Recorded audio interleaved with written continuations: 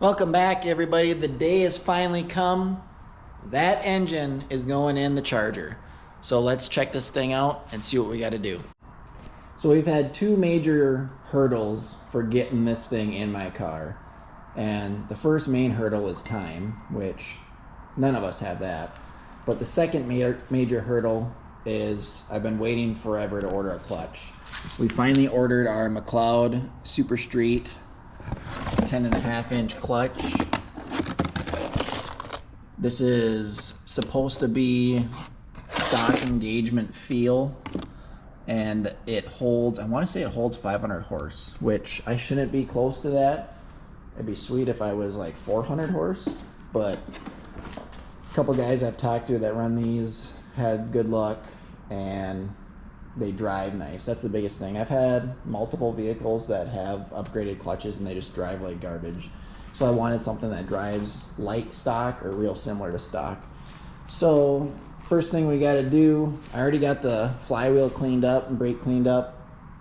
I just want to get the bushing put in there, get that clutch mounted on the flywheel, and then I need to get the engine and transmission down into my big shop where the car is, and we will lower the engine onto the K-frame with the engine lift and then couple the 4-speed to it, and hopefully everything can go right where I can lift the front of that car up and shove this thing underneath. So let's get to doing that. Here I thought the machine shop would have pounded the old pilot bushing out when they machined the flywheel, but apparently not. So we had to hammer and chisel that out. That wasn't too bad, but it was a little time consuming. But we got the new bushing in there, nice and tight. We'll clean that up again, and then we'll put that new McLeod clutch on.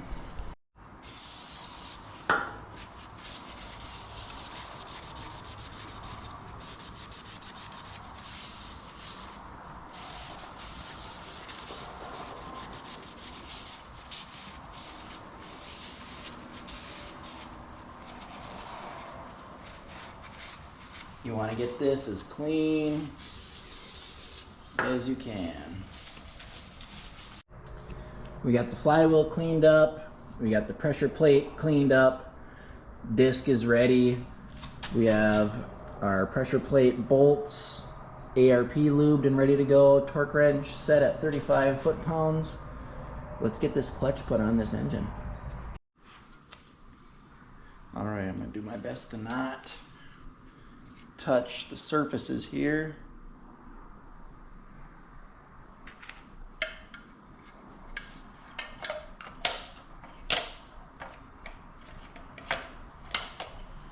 Get the alignment dowel started.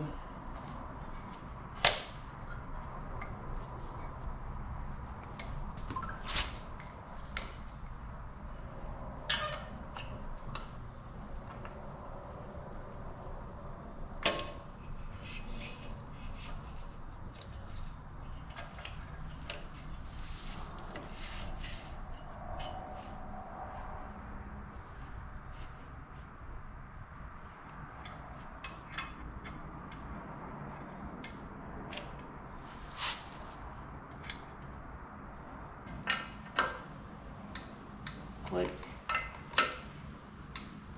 Click. Ladies and gentlemen, we have a clutch on the 340.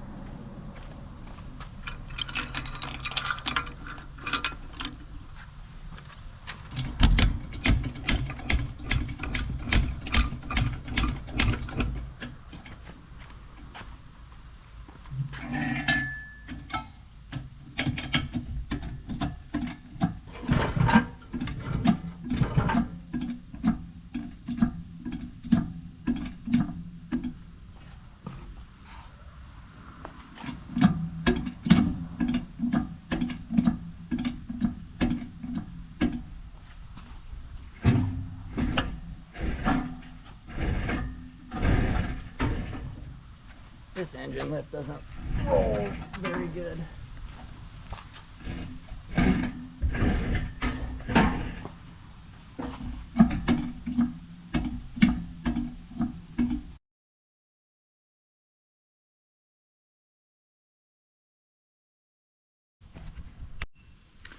I can't remember where we even left off with this beautiful beast. So we have the K-member all rebuilt like you guys have seen in my previous videos. The engine's ready to get set on that. Once that's all done, we'll couple the transmission to it. And then if everything goes right, we're gonna lift the front of this car up and roll it right underneath. And then put the 4 K-member bolts in, and that should all be assembled. Obviously, there's a lot of little tiny things to go along with it, but I feel like where we're at and how we're doing this, that's going to be the best way. So I need to go find my parts, my engine mount bolts. I have new engine mounts I need to bolt on here, and we can just kind of slowly start piecing this thing together like a big puzzle.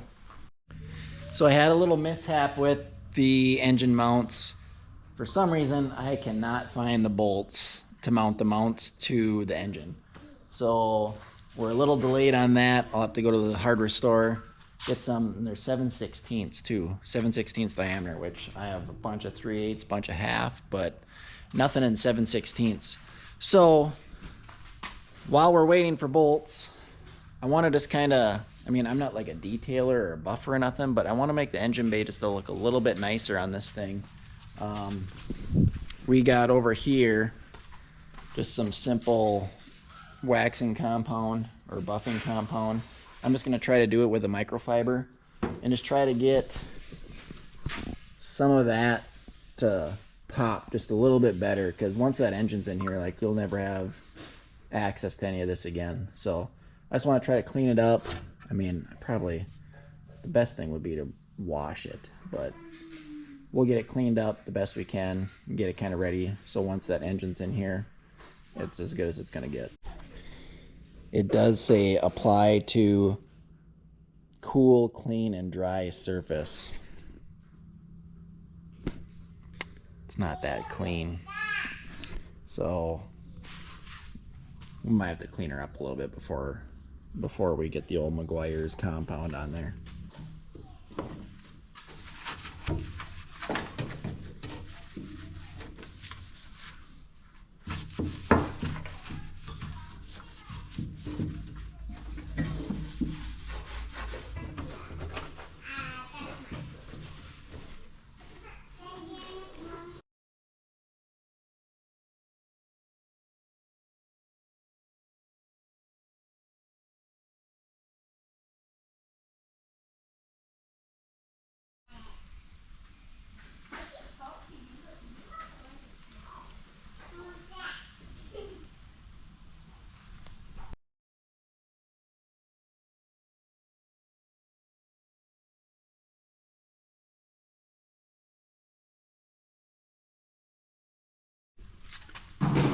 Well, it looks a little bit better.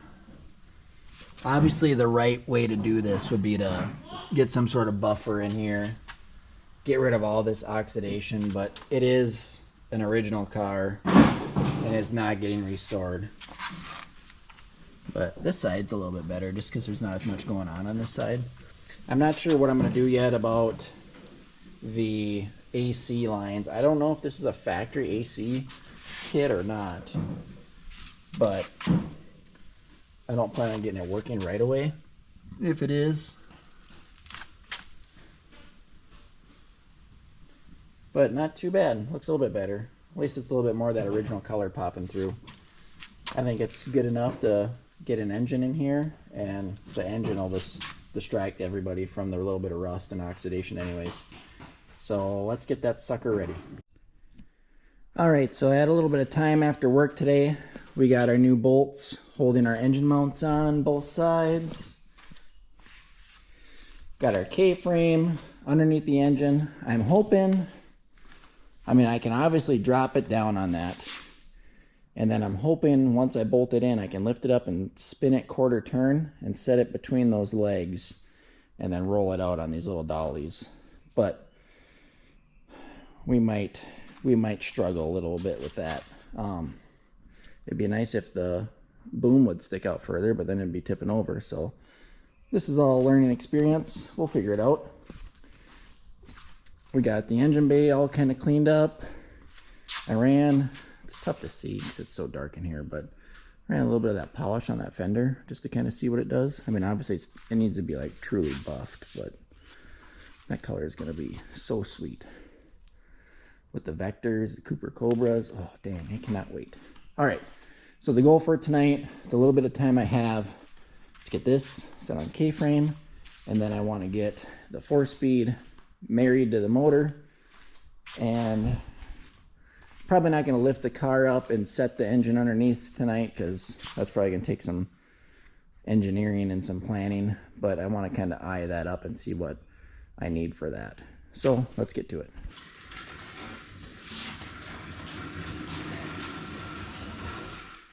We have an engine on the cradle.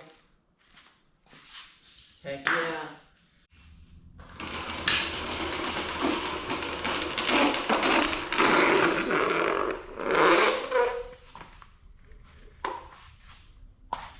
In a perfect world, this would be the same height. But the world is not perfect. All right, let's see if we can get this sucker stabbed.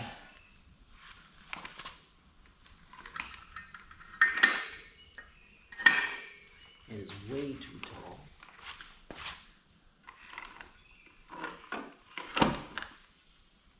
Okay.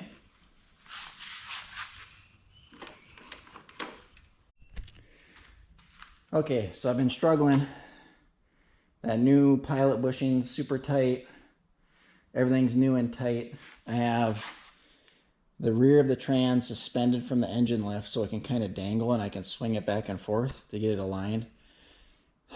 And then the shaft is started. I think I can just wiggle it in now. There she is, all married together. Note to self, doing this next time, you want a sturdier engine platform and a little bit more rigid so you can pry and lever and push. I had too much give in these little dollies, but we ended up getting it. Got all the bolts tight, the 5 3/8 bolts across the top, and then the 2 7/16 bolts on the sides. No dust cover yet. I'll put that on once it's in the car. So now we have to come up with a plan to get this thing to roll nice. I'll probably put one of these dollies under the tranny, maybe 2 under the K-frame, so it is ready to go under the car. That's probably not going to happen tonight, but I got to get the old exhaust out of there. I remember I kept that in there in case I didn't find headers. We have new headers up there. Why is my camera so slow? New headers are up there, so I can cut that out, save that for some other beater down the road.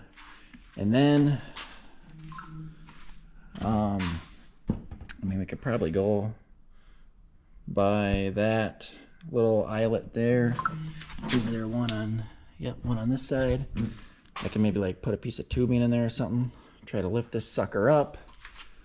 Everything on top of it's gonna fly off, tip over something. Shouldn't have to go up too much. Honestly, we'll probably go in from the side right here in the wheel well. We'll get a little bit of clearance. Luckily, a small block might be a little bit shorter than a big block. I shouldn't have to go up too much higher. So let's get this thing all prepped up, rolled over, get this all cleaned up, and our next step is to wheel it under the car. All right, so tonight's episode, we are gonna lift the front end of this car up, shove this 340 under, and cross our fingers, nothing will happen. What's the worst that could happen, right?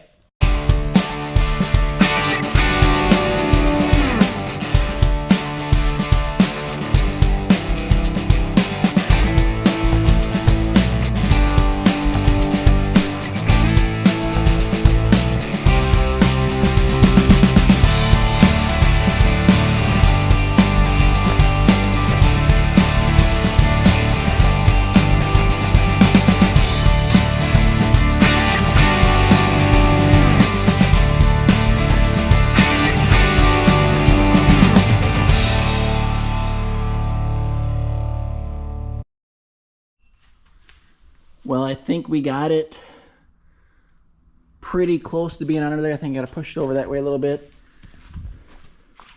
Takes a lot of wiggling and shoving, I believe.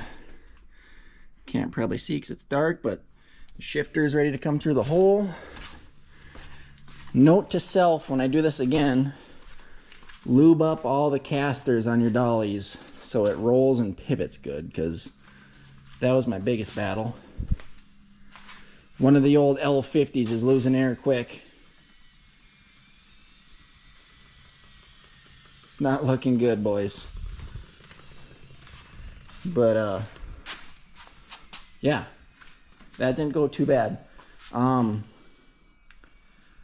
Also, maybe one of the next times, this is the first time I've ever done this, so this is all learning. I've watched like Graveyard Cars do it, I've watched Chris Birdsong do it, but I think what would be better is if we could lift further that way so your engine lift legs aren't in the way. That would help quite a bit, but we were able to pivot it out of the way and lift it up and over, so it wasn't too bad. It only took a couple minutes. So let's line things up a little bit better and drop this sucker down.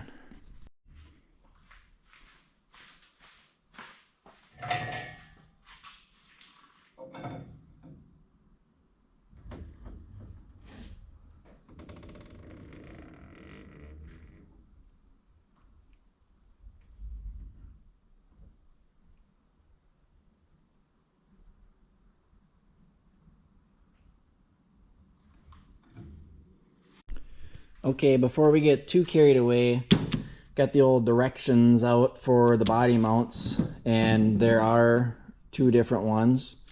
These two are the 73s, or what are they? 4173s for the back, 4171s for the front. So that's going to go down through the K-frame with a washer on top, and then these will slide up through the bottom, washer on the bottom, bolt goes through.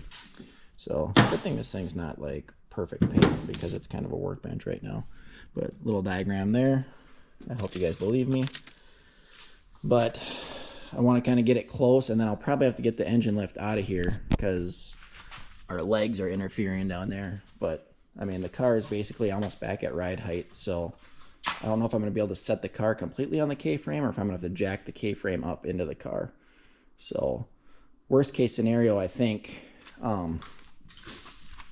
I can jack stand the frame rails again and then put the engine lift maybe on the engine and kind of balance it up into place, but we'll see. This will all be a trial and error, but it's in there and we're getting closer. So let's keep going.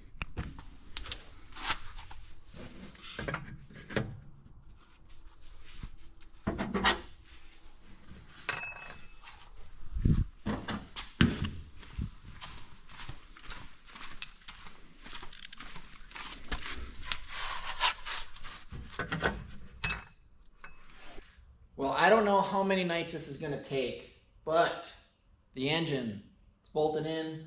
All 4 K-frame bolts are in for good with the new body mounts. And now we need to do torsion bars, torsion bar cross member, shocks, upper control arms, and all the little miscellaneous hardware and things that we need to get the rest of the car to become a roller. So I hope I'm blocking the tires. Don't look at the tires yet. That's a surprise.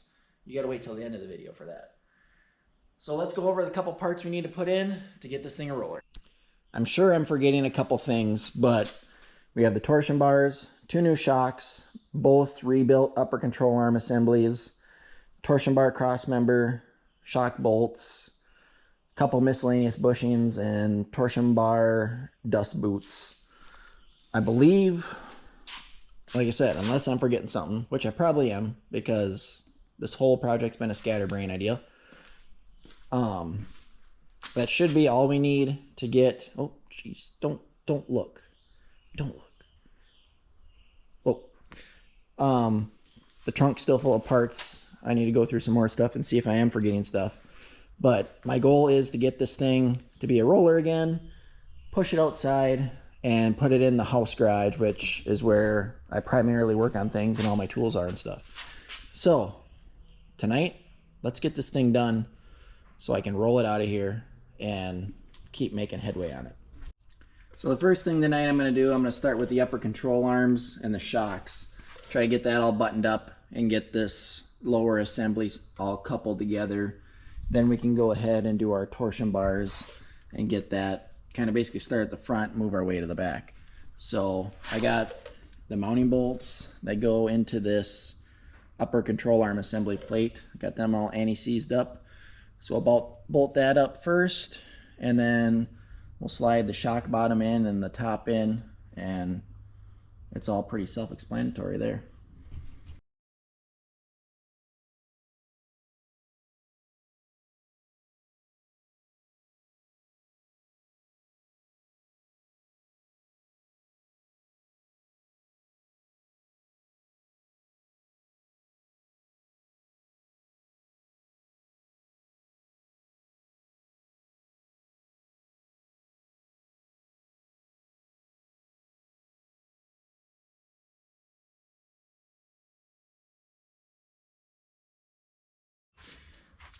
All right, we got the shock in, got the upper control arm and plate on. Now we're just gonna try to marry this upper bowl joint.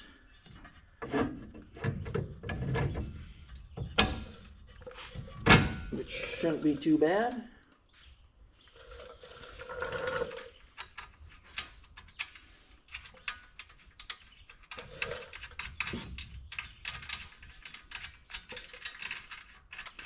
Got that nut started.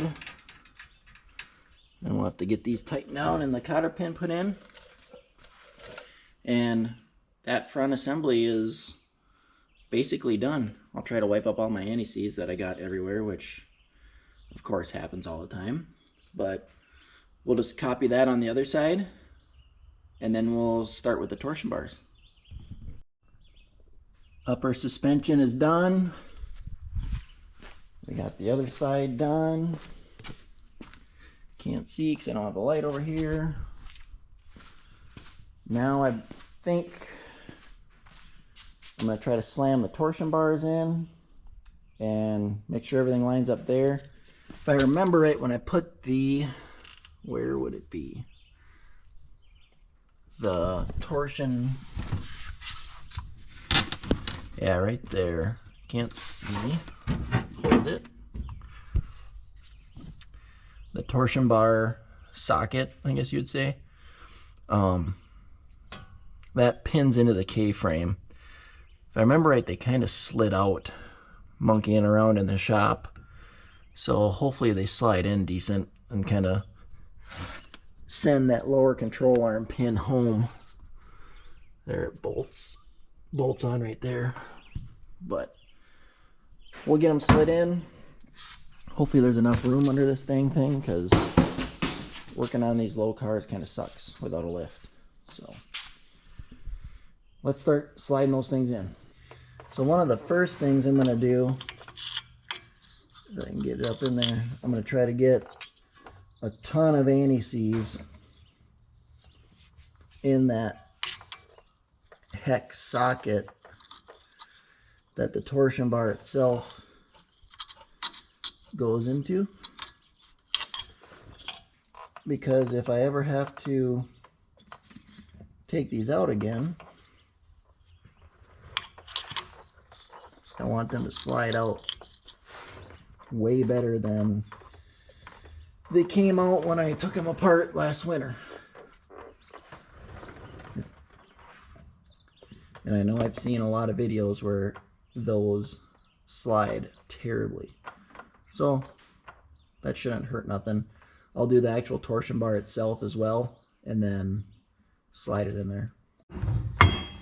All right, coming in hot.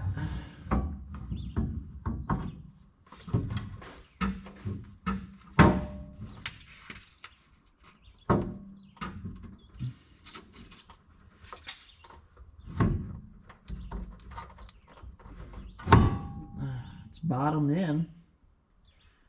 Should be what it needs, I would think. Here we have the torsion bar cross member. We got our new bushings here. So those are like male and female fit. washer on both sides, bushing in the middle. Reuse your old bolts. There's the old really shot rubber ones. I'll make sure I anti-seize up the threads good, and we'll stab that sucker in there. Well, boys and girls, we got the suspension put back together.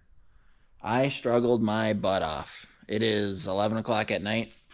I started this late, but it took way longer than I thought.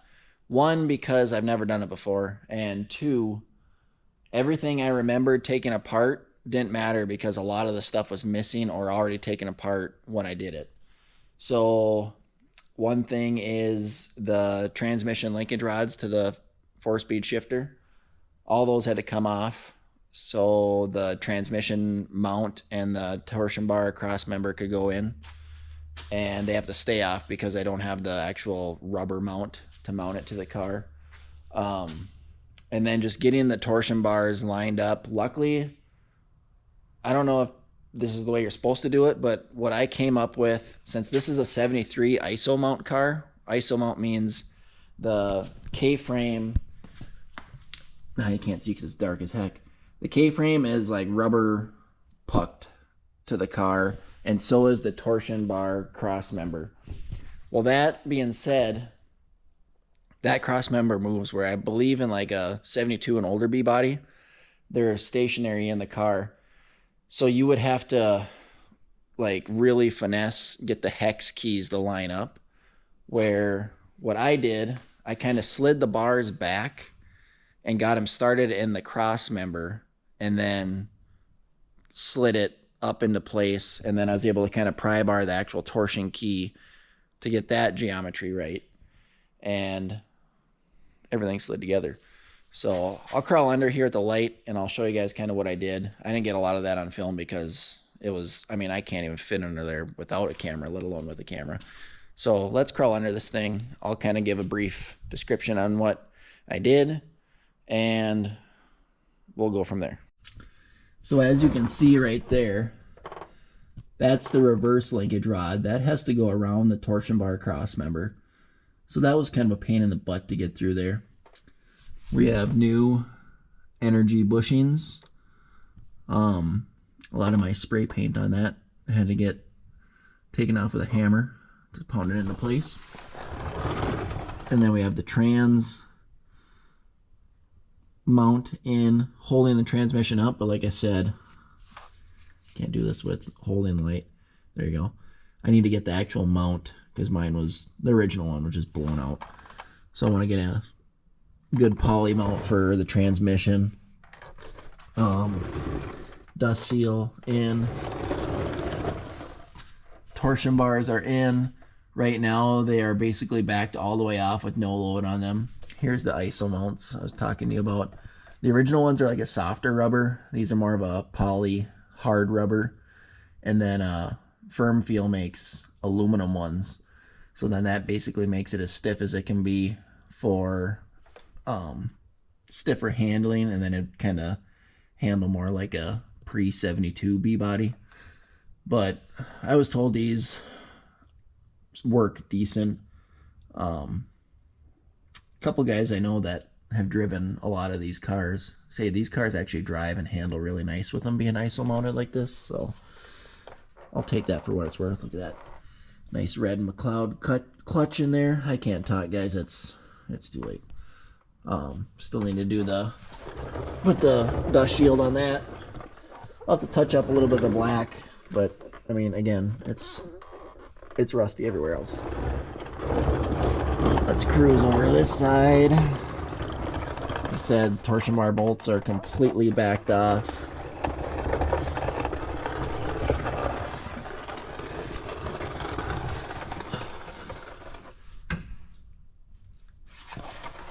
There's the mechanism for the shifter. Not a lot of room up there. My next batch of parts, I got a tail shaft seal throw in. There's a speedometer. Cable, that's got to go in. I believe there's a little bit of wiring harness to go on, like the reverse light. Clutch linkage will have to get hooked up. Brake lines, I have the new stainless brake lines. Everything will have to get aligned. And once everything is kind of back together, I want to go over every nut and bolt and just make sure everything's tight, make sure all the keys are in the front suspension, just go through everything. I mean, I basically touched every nut and bolt in the suspension of this car. I want to make sure it's all tight, all good to go. So I'm going to clean up a couple things, and then I will show you guys the wheel and tire surprise. If you haven't noticed it in the background, here we go.